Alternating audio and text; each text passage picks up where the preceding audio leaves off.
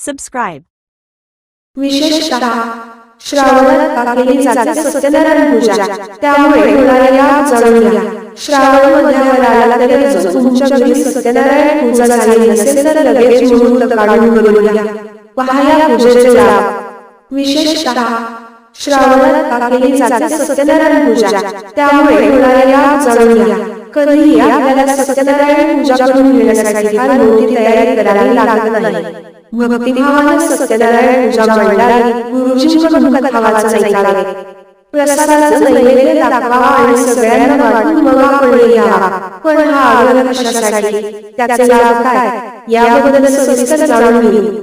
आपल्याला आयुष्यात अनेक प्रसंगातून आपल्याला निर्णय मार्ग काढावा लागतो आणि आपले मनोधैर्य टिकवून ठेवावे लागते. अशा कठीण प्रसंगात आपल्या अडचणीतून मार्ग दाखवणाऱ्या अत्यंत प्रभावी असे व्रत म्हणजे सत्यनारायण व्रत.